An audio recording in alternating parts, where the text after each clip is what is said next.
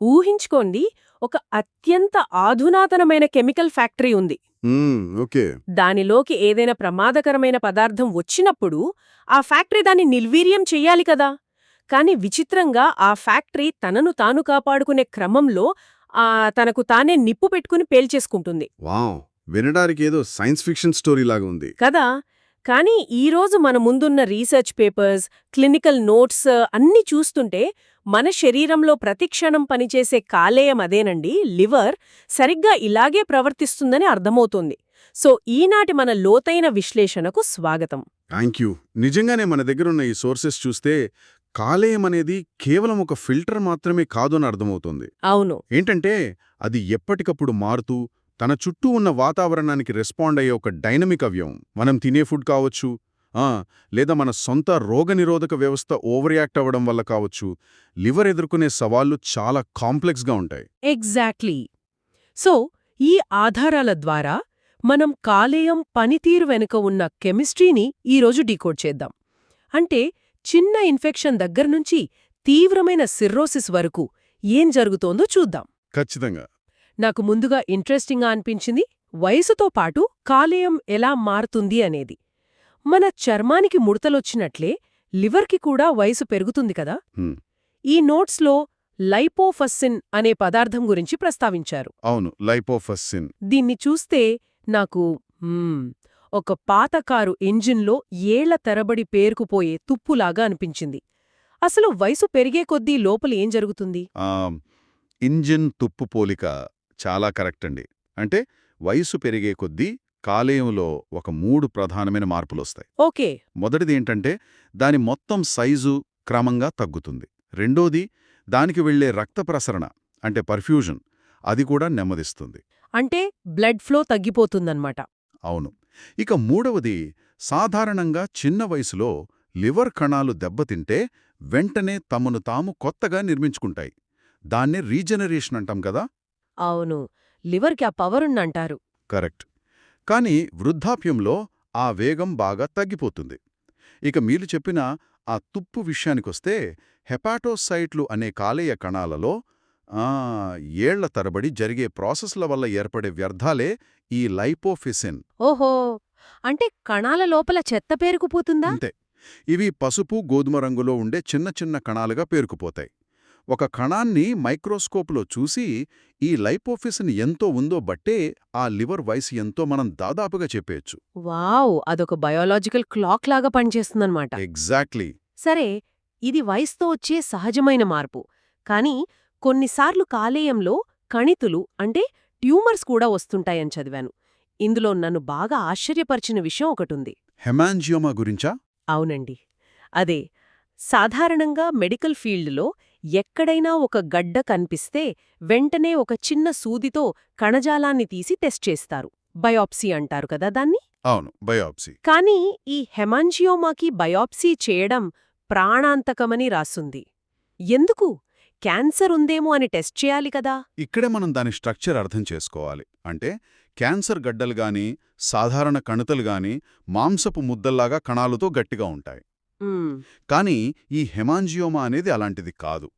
అది కేవలం ఒకే ఒక ఎపిథీలియల్ పొరతో కప్పబడి లోపలంతా రక్తంతో నిండిన గుహలలాంటి ఖాళీలతో ఉంటుంది. దీన్ని ఒక పల్చని రబ్బర్ బుడగలో రక్తం నింపిపెట్టినట్లుగా ఊహించుకోండి. అది క్యాన్సర్ కాదు, పూర్తిగా బినైన్ అంటే నిరపాయమైనది. అంటే దానికి మనం సూది గుచ్చితే? ఎగ్జాక్ట్లీ. మీరు క్యాన్సర్ ఏమో అన్న అనుమానంతో సూది గుచ్చితే ఆ రక్తపు బుడగ పగిలిపోయి పొట్టలో ప్రాణాంతకమైన రక్తస్రావం జరుగుతుంది. ఫ్యాటల్ హెమరేజ్ అంటాం. వామ్మో! పైగా ఆ తీసిన రక్తంతో మనం క్యాన్సర్ని నిర్ధారించలేం కూడా. అందుకే దాన్ని చూసి సైలెంట్గా వదిలేయడమే బెస్ట్ ట్రీట్మెంట్. అంటే తెలుసుకోవాలన్న కుతూహలంతో సూది గుచ్చితే బాంబు పేల్చినట్లేనమాట. కరెక్ట్. అలాగే ప్రమాదకరం కాని మరో కణితి గురించి కూడా ఉంది, ఫోకల్ నోడ్యులర్ హైపర్ప్లేసియా అని. ఇదెలా వస్తుంది? ఇది కూడా క్యాన్సర్ కాదు. ఇది కేవలం రక్తనాళాల నిర్మాణంలో జరిగే ఒక చిన్న వాస్క్యులర్ అనామలీ లాంటిది. అంటే రక్తనాళాలు అసాధారణంగా పెరగడమా? అవును. దీని నిర్మాణం చాలా విచిత్రంగా ఉంటుంది. దీని మధ్యలో నక్షత్రమాకారంలో ఉండే ఒక మచ్చ అంటే స్టెల్లేట్ స్కార్ ఉంటుంది. అలాగే అసాధారణంగా పెద్దగా మందపాటి గోడలు కలిగిన ధమనులు ఇందులో ఉంటాయి. ఓకే. దీనివల్ల ఏమైనా ప్రాబ్లం ఉంటుందా? ఆసక్తికరమైన విషయం ఏంటంటే దీనివల్ల ఎలాంటి నొప్పులు గాని ఇబ్బందులు గాని ఉండవు. సాధారణంగా యువతుల్లో వేరే ఏదైనా సమస్య కోసం అల్ట్రాసౌండ్ స్కాన్ చేసినప్పుడు యాదృచ్ఛికంగా ఇది బయటపడుతుంది. ఇదంతా వింటుంటే లివర్ ఒక నిశ్శబ్దమైన యంత్రం అనిపిస్తోంది. బయటికి ఏమీ చెప్పదు కానీ లోపల చాలా జరుగుతుంటుంది. నిజమే. ఈ యంత్రం యొక్క అతిపెద్ద పని నిర్విషీకరణ అంటే డీటాక్సిఫికేషన్ కదా. మన నోట్స్లో ఆ P450 సిస్టమ్ గురించి చదివినప్పుడు అది ఒక అద్భుతమైన చెత్త శుద్ధి చేసే విభాగంలాగా అనిపించింది. అవును. P450 అనేది చాలా క్రూషియల్ సిస్టమ్. కానీ కార్బన్ టెట్రాక్లోరైడ్ లాంటి ఒక పాయిజన్ శరీరంలోకి వెళ్ళినప్పుడు ఈ శుద్ధి చేసే యంత్రం పొరపాటున బాంబుల్ను తయారుచేసి తనను తానే నాశనం చేసుకుంటుందేమో అనిపించింది. అసలక్కడ కెమిస్ట్రీ ఏం జరుగుతుంది? మీరు కరెక్ట్గా పాయింట్ పట్టుకున్నారు. మన కాలేయంలో ఉండే ఈ P450 మైక్రోసోమల్ ఆక్సిడేజ్ సిస్టమ్ పని ఏంటంటే బాడీలోకి వచ్చిన విషపదార్థాలను విచ్ఛిన్నం చేసి బయటకు పంపేలా చేయడం. రైట్. కానీ కార్బన్ టెట్రాక్లోరైడ్ లాంటి రసాయనం వచ్చినప్పుడు ఈ సిస్టమ్ దాన్ని విచ్ఛిన్నం చేసే ప్రయత్నంలో ఫ్రీ రాడికల్స్ను ఉత్పత్తి చేస్తుంది. ఈ ఫ్రీ రాడికల్స్ అంటే చాలా ప్రమాదకరమైనవి కదా. అవునండి. ఇవి చాలా అస్థిరమైన అణువులు. ఇవి వెంటనే వెళ్లి కాలేయ కణాల పొరలను అంటే మెంబ్రెయిన్స్ను నాశనం చేస్తాయి. అయ్యో. కణాలు దెబ్బతినగానే మరింత వాపు వస్తుంది. ఇది మరింత నష్టానికి దారితీస్తుంది. అంటే ఒక విషవలయం స్టార్ట్ అవుతుందన్నమాట. కాపాడాల్సిన P45 సిస్టమ్ స్వయంగా లివర్ డ్యామేజ్కి కారణమవుతుంది. అంటే రక్షకుడే భక్షకుడిగా మారాడనమాట. ఇది కార్బన్ టెట్రాక్లోరైడ్ లాంటి రసాయనాల వల్ల జరిగితే మనం వైద్యం కోసం వాడే మందుల వల్ల కూడా లివర్ ఫెయిల్ అవుతుందా? అక్యూట్ లివర్ ఫెయిల్యూర్ గురించే కదా మీరు అడుగుతున్నారు. అవును. సోర్సెస్లో దీని గురించి ఏముంది? అరుదుగానైనా ఆపరేషన్ల టైంలో వాడే ఉచ్ఛ్వాస మత్తుమందులు అంటే ఇన్హేల్డ్ అనెస్థెటిక్స్ వల్ల ఇది జరుగుతుంది. ముఖ్యంగా హాలోథేన్ లాంటి మందు వల్ల కొందర్లో ఫుల్మినెంట్ హెపటైటిస్ వస్తుంది. ఫుల్మినెంట్ హెపటైటిస్ అంటే సడన్గా చాలా తీవ్రంగా లివర్ దెబ్బతినడం. ఇది చూడ్డానికి అక్యూట్ వైరల్ హెపటైటిస్ లాగానే కనిపిస్తుంది, కానీ ఇది మందు వల్ల వచ్చింది. ఓహో. దీనివల్ల లివర్ కణాలు భారీగా చనిపోయి వాటి లోపల ఉండే అమైనో ట్రాన్స్ఫరేస్ అంటే AST, ALT ఎంజైమ్లు రక్తంలోకి లీక్ అవుతాయి. అందుకే ల్యాబ్ టెస్టుల్లో ఆ ఎంజైమ్స్ అంతలా పెరుగుతాయన్నమాట. ఎగ్జాక్ట్లీ. అంతేకాదు, రక్తం గడ్డకట్టడానికి అవసరమైన ప్రోటీన్లను కాలేయం తయారు చేయలేకపోతుంది. దీనివల్ల ప్రోథ్రాంబిన్ టైం కూడా బాగా పెరుగుతుంది. సో ఒక పక్క బయటి పదార్థాలు, మరోపక్క మన సొంత వ్యవస్థల ప్రతిస్పందన కాలేయాన్ని దెబ్బతీస్తున్నాయి. అయితే లివర్ డ్యామేజ్కి ప్రపంచవ్యాప్తంగా అత్యంత సాధారణ కారణం మద్యం, ఆల్కహాల్ కదా. అవును, అందులో ఎలాంటి డౌట్ లేదు. మనం తీసుకునే ఆల్కహాల్ వల్ల కాలేయంలో కొవ్వు ఎలా పేరుకుపోతుందో ఆ కెమిస్ట్రీ చదివితే నేను నిజంగా ఆశ్చర్యపోయాను. ఎందుకంటే నేనెప్పుడూ కొవ్వు పదార్థాలు తింటేనే లివర్లో కొవ్వు చేరుతుంది అనుకునేదాన్ని. చాలామంది అలాగే అనుకుంటారు, కానీ అసలు మెకానిజం వేరు. ఆల్కహాల్ కాలేయంలో జీర్ణమవుతున్నప్పుడు దాన్ని విచ్ఛిన్నం చేసే ప్రక్రియలో NADH అనే రసాయనం అధిక మొత్తంలో ఉత్పత్తి అవుతుంది. ఓకే. ఈ NADH ఏం చేస్తుంది? కణాలలో NADH స్థాయిలు ఎప్పుడైతే విపరీతంగా పెరుగుతాయో అది శరీరానికి ఒక ఫాల్స్ సిగ్నల్ ఇస్తుంది. మన దగ్గర కావలసినంత ఎనర్జీ ఉంది, ఇక ఫ్యాట్ బర్న్ చేయాల్సిన అవసరం లేదు అని బ్రెయిన్కి చెప్తుంది. వాట్? అంటే ఫ్యాట్ బర్నింగ్ ప్రాసెస్ ఆగిపోతుందా? అవును. ఫ్రీ ఫ్యాటీ యాసిడ్స్ ఆక్సీకరణ నిలిచిపోయి దానికి బదులుగా కొత్త కొవ్వును తయారు చేయడం అంటే లైపోజెనెసిస్ మొదలవుతుంది. Mind blowing. దీనివల్ల కాలేయ కణాల్లో కొవ్వు బిందువులు పేరుకుపోతాయి. మైక్రోస్కోప్లో ఇవి సైటోప్లాజ్మిక్ వాక్యూల్స్ లాగా కనిపిస్తాయి. దీన్నే మనం స్టియేటోసిస్ లేదా ఫ్యాటీ లివర్ అంటాం. ఓహో. అంటే ఆల్కహాల్ కరిగించే ప్రాసెస్లో లివర్ తన ఫ్యాట్ కరిగించే స్విచ్ని ఆఫ్ చేసేసుకుంటుందన్నమాట. మరి ఇది ముదిరితే ఆల్కహాలిక్ హెపటైటిస్ వస్తుందా? డాక్టర్లు దీన్నెలా గుర్తిస్తారు? ఖచ్చితంగా. కొవ్వు పేరుకుపోవడం కంటిన్యూ అయితే అది ఇన్ఫ్లమేషన్కి దారితీసి ఆల్కహాలిక్ హెపటైటిస్గా మారుతుంది. పేషెంట్కి జ్వరం, కుడివైపు పొత్తికడుపు పైభాగంలో నొత్తి, కామెర్లు వస్తాయి. దీనికి స్పెషల్ ల్యాబ్ టెస్ట్ ఏదైనా ఉందా? డాక్టర్లు దీన్ని కనిపెట్టడానికి ఒక బయోకెమికల్ ఫింగర్ ప్రింట్ ఉంటుంది. ల్యాబ్ రిపోర్ట్స్లో AST మరియు ALT ఎంజైమ్లు రెండూ పెరుగుతాయి. కానీ ఆల్కహాల్ వల్ల డ్యామేజ్ అయితే AST ALT నిష్పత్తి 2.1 కంటే ఎక్కువగా ఉంటుంది. అంటే AST స్థాయి ALT కంటే డబుల్ ఉంటుందన్నమాట. కరెక్ట్. అలాగే వారి కణజాలాన్ని పరిశీలిస్తే న్యూట్రోఫిల్ కణాలు అక్కడికి చేరుకోవటం, కణాలు ఒత్తిడికి గురై బలూన్లలాగా ఉబ్బిపోవటం మరియు కణాలలోని నిర్మాణ వ్యవస్థ కూలిపోయి మల్లోరీ డెంక్ బాడీస్ అనేవి ఏర్పడటం కనిపిస్తాయి. ఈ మల్లోరీ డెంక్ బాడీస్ అంటే ఏంటి? అవి డ్యామేజ్ అయిన ప్రోటీన్ ముద్దలండి. లివర్ సెల్స్ లోపల స్పష్టంగా కనిపిస్తాయి. సో ఈ ఒత్తిడి ఇలాగే ఏళ్ల తరబడి కొనసాగితే అది చివరికి సిర్రోసిస్కి దారితీస్తుందన్నమాట. ఈ డాక్యుమెంట్స్లో సిర్రోసిస్ డెఫినిషన్ చదువుతుంటే అది ఏదో ఒక వ్యాధి కాదు, అదొక ఎండ్ స్టేజ్ అనిపించింది. మీరు చెప్పింది అక్షరాల నిజం. సిరోసిస్ అనేది వ్యాధి కాదు, అనేక వ్యాధుల ముగింపు దశ. ఓకే.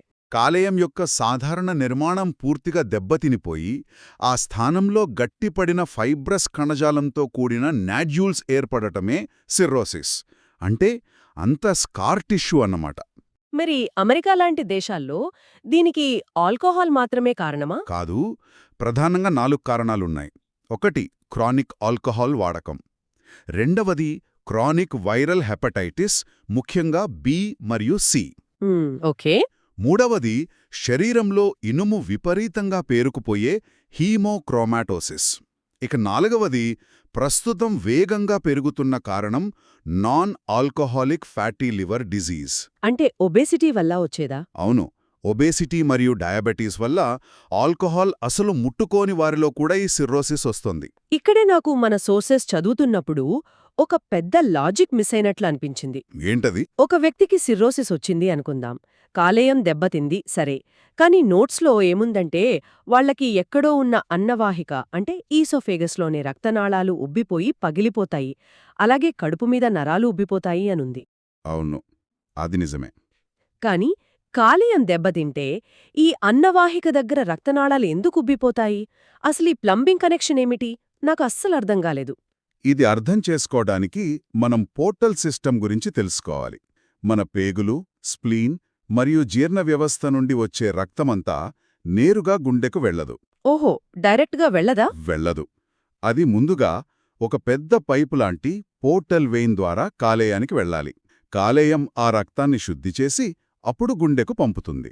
ఓకే, ఒక ఫిల్ట్రేషన్ పాయింట్ అన్నమాట. కరెక్ట్. కానీ సిర్రోసిస్ వచ్చినప్పుడు కాలేయమంతా మచ్చలతో గట్టిపడిపోయి లోపలుండే సూక్ష్మ రక్తనాళాలు మూసుకుపోతాయి. ఓహో, అంటే మెయిన్ హైవే మీద పెద్ద యాక్సిడెంట్ అయ్యి ట్రాఫిక్ జామ్ అయిపోయిందన్నమాట. Exactly, perfect example.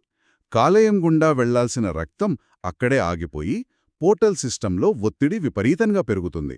దీన్నే పోర్టల్ హైపర్టెన్షన్ అంటారు. మరి ఆ బ్లడ్ ఎక్కడికి వెళ్తుంది? ఇప్పుడు ఆ రక్తం గుండెకు వెళ్లడానికి ప్రత్యామ్నాయ మార్గాలను, చిన్న చిన్న గల్లీలను వెతుక్కుంటుంది. ఆ గల్లీలే ఈసోఫేజస్ దగ్గరున్న రక్తనాళాలా? అవునండి, అన్నవాహిక దగ్గర, పొత్తికడుపు మీద మరియు పురీషనాళం వద్ద ఉన్న చిన్న చిన్న రక్తనాళాలు. ఆ చిన్న రక్తనాళాలు ఇంత భారీ రక్త ప్రవాహాన్ని తట్టుకోలేక బెలూన్లలాగా ఉబ్బిపోతాయి. బాబోయ్! అంతేకాకుండా రక్తం వెనక్కి తన్నడం వల్ల ఎర్ర రక్త కణాలన్నీ ప్లీహంలో ఆగిపోయి స్ప్లీన్ సైజ్ పెద్దదవుతుంది. దీన్నే స్ప్లెనోమెగలీ అంటారు. మరి ఆ ఉబ్బిన అన్నవాహిక రక్తనాళాలు అంటే ఈసోఫేజియల్ వేరిసెస్ పగిలిపోతే అది ఎమర్జెన్సీ కదా? అప్పుడు ఆ రక్తస్రావం ఆపడానికేం చేస్తారు? అత్యవసర పరిస్థితుల్లో ముందుగా సోమాటోస్టాటిన్ లేదా ఆక్ట్రియోటైడ్ అనే మందులిస్తారు. ఇవి నేరుగా కాలేయం మీద పనిచేయవు. మరి ఎలా ఆపుతాయి? ఇవి జీర్ణ వ్యవస్థకు వెళ్లే రక్తనాళాలను ముందే సంకోచింపజేస్తాయి. అంటే వాసోకాన్స్ట్రిక్షన్ అన్నమాట. పేగులకు వెళ్లే రక్తమే తగ్గితే అక్కడ నుండి కాలేయానికి వచ్చే పోర్టల్ రక్తం కూడా తగ్గుతుంది కదా. వావ్, చాలా బ్రిలియంట్ మెకానిజం. సప్లైని కట్ చేస్తారన్నమాట. అవును, అప్పుడు ఆటోమేటిక్గా ఆ ఉబ్బిన రక్తనాళాలపై ఒత్తిడి తగ్గిపోయి రక్తస్రావం ఆగుతుంది. పోర్టల్ హైపర్టెన్షన్ వల్లే కాకుండా సిరోసిస్ వల్ల హార్మోన్ల సమస్యలు కూడా వస్తాయంటారు కదా. ఆ స్పైడర్ యాంజియోమాటా అంటే ఏంటి? మన శరీరంలో హార్మోన్లు పనిచేసిన తర్వాత వాటిని విచ్ఛిన్నం చేసి బయటకు పంపే బాధ్యత కూడా కాలేయానిదే. ముఖ్యంగా ఈస్ట్రోజన్ అనే హార్మోను అది తొలగించాలి. ఓకే. సిరోసిస్ వల్ల కాలేయం ఆ పని చేయలేకపోవడంతో రక్తంలో ఈస్ట్రోజన్ స్థాయిలు అమాంతం పెరుగుతాయి. దీన్నే హైపర్ ఎస్ట్రోనిజం అంటారు. దీనివల్ల మగవాళ్లలో కూడా మార్పులొస్తాయా? అవునండి, ఈస్ట్రోజన్ పెరగడం వల్ల పురుషులలో రొమ్ముల పెరుగుదల అంటే గైనకోమాస్టియా వస్తుంది. అలాగే చర్మం కింద ఉండే చిన్న రక్తనాళాలు వ్యాకోచించి సాలిడు ఆకారంలో ఎర్రటి మచ్చల్లాగా కనిపిస్తాయి. అవే స్పైడర్ యాంజియోమాటా. సరే, ఇదంతా బాగుంది కాని ఒక డాక్టర్ కాలేయం ఎంత బాగా పనిచేస్తోందో తెలుసుకోవడానికి ఏ ల్యాబ్ టెస్ట్స్ చూస్తారు? నోట్స్లో ఏఎస్టీ, ఏఎల్టీ, ఏఎల్పి, జీజీటీ అని చాలా పేర్లున్నాయి. ఇవన్నీ ఒకటేనా? లేదు. ఇక్కడ చాలా స్పష్టమైన విభజన ఉంది. ఏఎస్టీ, ఏఎల్టీ స్థాయిలు పెరిగాయంటే కాలేయ కణాలు పగిలిపోతున్నాయని అర్థం. ఓకే, అది సెల్ డ్యామేజ్. మరి మిగతావి? ఆల్కలైన్ ఫాస్ఫటేజ్ అంటే ఏఎల్పి మరియు జీజీటీ పెరిగాయంటే కాలేయంలో పసర్ను మూసుకెళ్లే పిత్తవాహికలు అంటే బిలీరీ సిస్టమ్కి నష్టం జరుగుతోందని అర్థం. అంటే ఈ ఎంజైమ్స్ లివర్ డ్యామేజ్ ఎక్కడ ఉందో చెప్తాయి. కరెక్ట్. కానీ ఈ ఎంజైమ్లు కాలేయం ఎంత బలంగా ఉందో చెప్పలేవు. అంటే లివర్ ఫంక్షన్ని ఎలా అంచనా వేస్తారు? కాలేయం నిజంగా ఎంత బాగా పనిచేస్తోంది, ఆ పేషెంట్ ప్రాగ్నోసిస్ ఎలా ఉండబోతోంది అని ఖచ్చితంగా చెప్పేవి మూడు. 1 ఆల్బుమిన్, 2 బిలిరుబిన్ మరియు 3 ప్రోథాన్బిన్ టైం. మీరు ఆల్బుమిన్ ప్రస్తావన తెచ్చారు కాబట్టి నన్ను విపరీతంగా కన్ఫ్యూజ్ చేసిన ఒక పారాడాక్స్ గురించి అడగాలి. అడగండి. సిర్రోసిస్ ముదిరిన వాళ్లకి కడుపులో నీరు చేరిపోయి పొట్ట భారీగా ఉబ్బిపోతుంది కదా, దాన్ని అసైటిస్ అంటారు. అవును, అసైటిస్. ఒక వ్యక్తి పొట్టలో అంత ద్రవం నిండిపోయి ఉంటే అతని రక్తనాళాల్లో ద్రవం తక్కువగా ఉందని, అంటే ఇంట్రావాస్కులర్ వాల్యూమ్ డిప్లీటెడ్ అని మెడికల్ నోట్స్ చెప్తున్నాయి. ఇది నాకస్సలర్థం కాలేదు. నీరు ఉంటే ఉన్నట్లు లేకపోతే లేనట్లు కదా. ఇది కొంచెం కాంప్లెక్స్గా అనిపించినా ఫిజిక్స్ పరంగా చాలా లాజికల్గా ఉంటుంది. జాగ్రత్తగా వినండి. ముందుగా పోర్టల్ హైపర్టెన్షన్ వల్ల పేగుల దగ్గర రక్తనాళాలు వ్యాకోచిస్తాయి. వాసోడైలేషన్. అవును, దానివల్ల శరీరమంతా తిరిగే సిస్టమిక్ బ్లడ్ వాల్యూమ్ తగ్గిపోతుంది. దాన్ని చూసి మన కిడ్నీలు అరే శరీరంలో రక్తం తగ్గిపోతోంది, నీటిని ఎక్కడికక్కడే ఆపేయాలి అని భావించి రెనిన్, యాంజియోటెన్సిన్, ఆల్డోస్టెరాన్ సిస్టమ్ను యాక్టివేట్ చేస్తాయి. అంటే ర్యాస్ సిస్టమ్ని ఆన్ చేసి సోడియం మరియు నీటిని ఆపేస్తాయా? కరెక్ట్.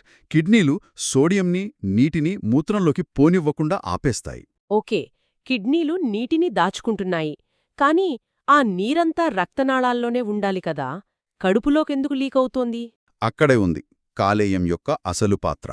రక్తనాళాల లోపల నీరు నిలబడాలంటే ఆ నీటిని అయస్కాంతంలాగా పట్టి ఉంచే శక్తి ఒకటి కావాలి. ఆ శక్తే యాంకాటిక్ ప్రెషర్. ఓహో. ఈ ప్రెషర్ను సృష్టించేది కాలేయం తయారు చేసే ఆల్బుమిన్ అనే ప్రోటీన్. కాని సిర్రోసిస్ వల్ల కాలేయం ఆల్బుమిన్ తయారు చేయలేకపోతోంది.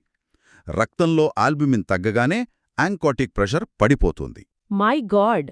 అంటే పట్టి ఉంచే ప్రోటీన్ లేదన్మాట. ఎగ్జాక్ట్లీ.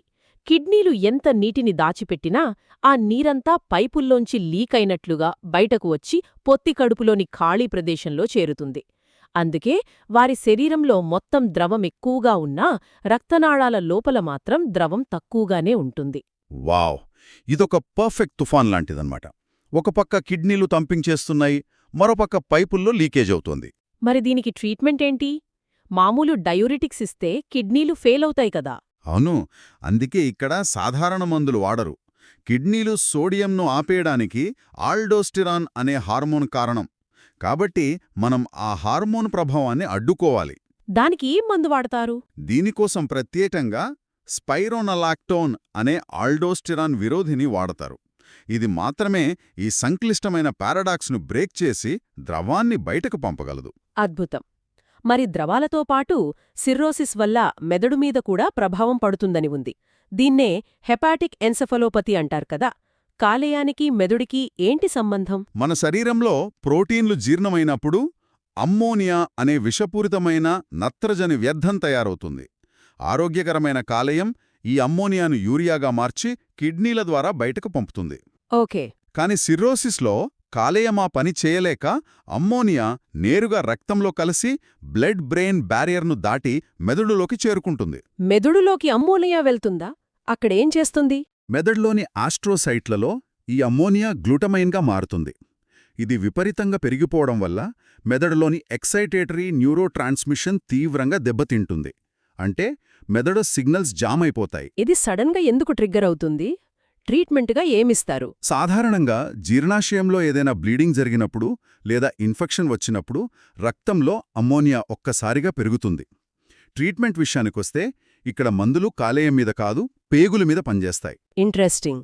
ఏంటవి? రోగికి లాక్టోలోజ్ ఇస్తారు. ఇది పేగుల్లోని వాతావరణాన్ని మార్చి అమ్మోనియాను రక్తం పీల్చుకోలేని అమ్మోనియంగా మారుస్తుంది.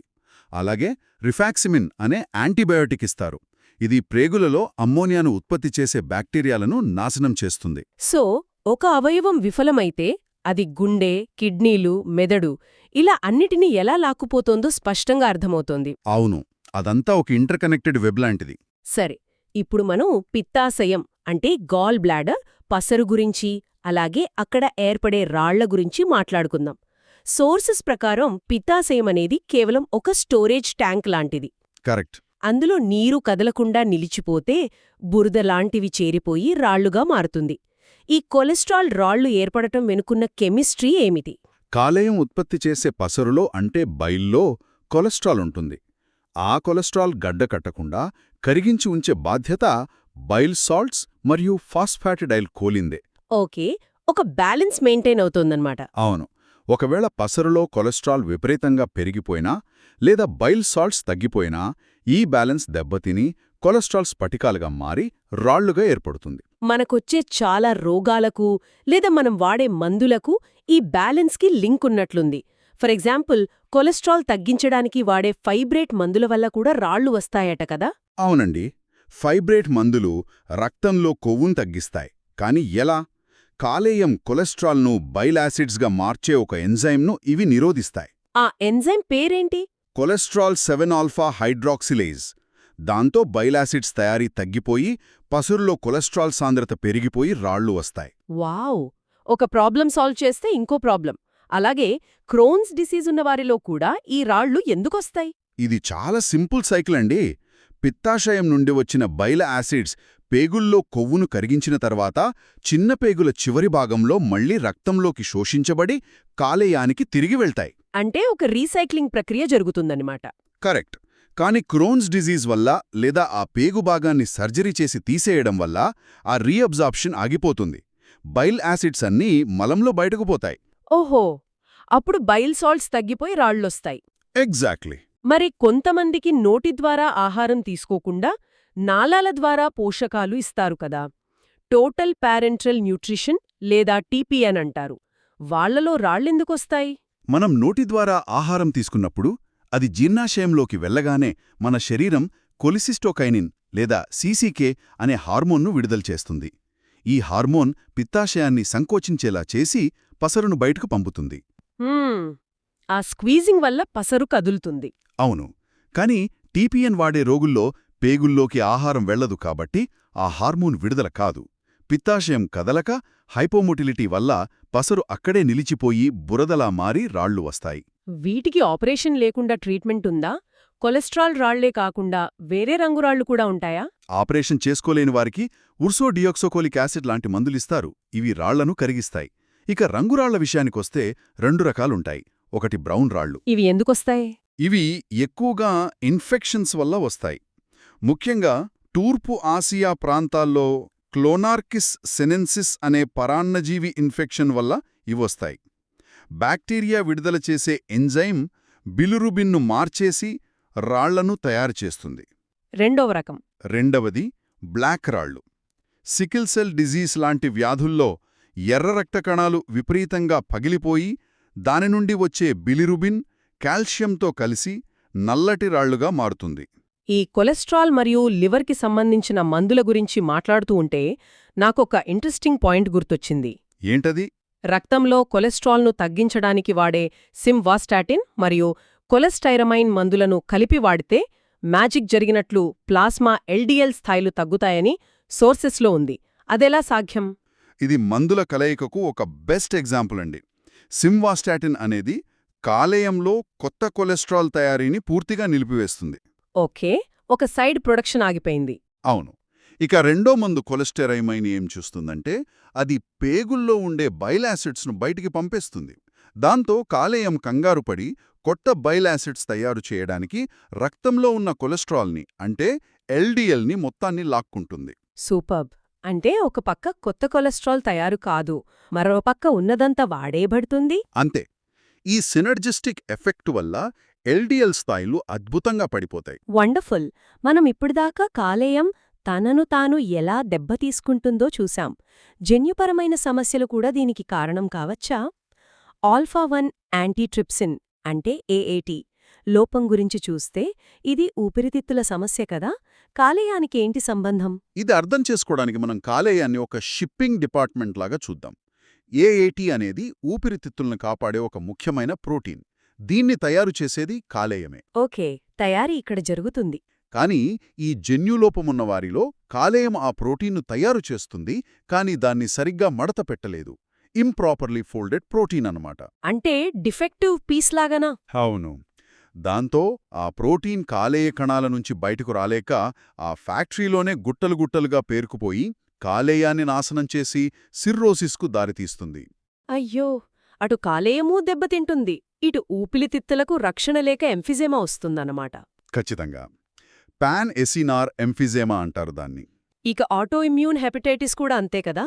మన శరీరమే మన కాలేయం మీద దాడి చేస్తుందా? అవునండి. మన రోగనిరోధక వ్యవస్థకు దారితప్పి కాలేయ కణాలను పరాయి శత్రువులుగా భావించి దాడి చేస్తుంది. రోగులు విపరీతమైన అలసట, కామెర్లతో బాధపడతారు. ల్యాబ్ పరీక్షల్లో anti smooth muscle auto antibody స్పష్టంగా కనిపిస్తాయి. ఊపిరితిత్తులు మరియు కాలేయానికున్న లింక్ చూశాం. మరి మనం ఇంకో ప్రధాన అవయవమైన గుండెకు కాలేయానికి ఉన్న కనెక్షన్ చూద్దాం. ఒక వ్యక్తికి గుండె సమస్య వస్తే అతని కాలేయం ఎందుకు నట్మెగ్ లాగా అంటే జాపత్రిలాగా మారుతుందని నోట్స్లో ఉంది. గుండె ఫెయిల్ అయితే కాలేయమెందుకు బలైపోతుంది? ఈ మెకానిజం చాలా అద్భుతంగా ఉంటుంది. మన శరీరంలోని రక్తమంతా గుండెకు కుడివైపున ఉన్న గదుల్లోకి వెళ్తుంది కదా. ఒకవేళ కుడివైపు గుండె విఫలమైతే అది రక్తాన్ని ముందుకు పంప్ చేయలేదు. అంటే రక్తం వెనక్కి వస్తుందా? అవును, ఆ రక్తమంతా వెనక్కి తన్నుతుంది. ఈ బ్యాక్ ప్రెషర్ నేరుగా కాలేయంపై పడుతుంది. దీన్నే కంజెస్టివ్ హెపాటోపతి అంటారు. మరి ఆ నట్మెగ్ కలర్ ఎందుకొస్తుంది? కాలేయంలోని కణాలను జోన్స్గా విభజిస్తారు. జోన్ 1 అనేది ఆక్సిజన్ వచ్చే రక్తనాళానికి దగ్గరగా ఉంటుంది, కాబట్టి దానికి ఏమీ కాదు. కానీ జోన్ 3 ప్రాంతం చివరన ఉంటుంది. ఈ వెనక్కి తన్నిన రక్తపు ఒత్తిడికి ఆ జోన్ 3లో విపరీతమైన రక్తస్రావం జరిగి కణాలు చనిపోతాయి. ఓహో, మీరు కాలేయాన్ని చూస్తే ప్రాణాలతో పసుపు రంగులో ఉన్న జోన్ 1 కణాలు మరియు చనిపోయి ఎర్రగా ఉన్న జోన్ 3 కణాలు, ఈ రెండూ కలిసి అచ్చం నట్మెగ్ లాగా కనిపిస్తాయి. ఏ గురించి చదివితే అది చాలా సులభంగా వ్యాపించేలా ఉంది కదా? పచ్చి ఆహారం వల్లే వస్తుందా? అవును. హెపటైటిస్ ఏ అనేది కలుషితమైన ఆహారం, ముఖ్యంగా సరిగ్గా ఉడికించని సముద్రపు ఆహారం అంటే షెల్ఫిష్ ద్వారా వ్యాపిస్తుంది. ఫీకల్ ఓరల్ రూట్ అంటాం కదా. దీనివల్ల లివర్కి చాలా డ్యామేజ్ అవుతుందా? ఇది జ్వరంతో మొదలై కాలేయంపై విరుచుకుపడుతుంది. అమైనో ట్రాన్స్ఫరేజ్ స్థాయిలు 1000కి పైన చేరుకుంటాయి. కానీ శుభవార్త ఏంటంటే మన రోగనిరోధక వ్యవస్థలోని CD8+ కణాలు ఒక 2-3 నెలల్లో ఈ వైరస్ను పూర్తిగా నాశనం చేస్తాయి. ఇది దానంతట అదే నయమవుతుంది. మరి హెపటైటిస్ బి మరియు సిల సంగతేంటి? ఇవి ఎలా వ్యాపిస్తాయి? ఈ సోర్సెస్ చదువుతున్నప్పుడు హెపటైటిస్ బి దగ్గర అత్యంత ఆశ్చర్యం వేసిన పాయింట్ ఒకటి తగిలింది. హెపటైటిస్ బి ప్రధానంగా లైంగికంగా మరియు రక్తం ద్వారా వ్యాపిస్తుంది. సి కూడా రక్తమార్గం ద్వారానే వ్యాపిస్తుంది. ఇంతకీ మిమ్మల్ని ఆశ్చర్యపరిచిన పాయింట్ ఏమిటి? ఈ వైరల్ ఇన్ఫెక్షన్ను ఒక కిడ్నాప్ డ్రామాతో పోల్చవచ్చు.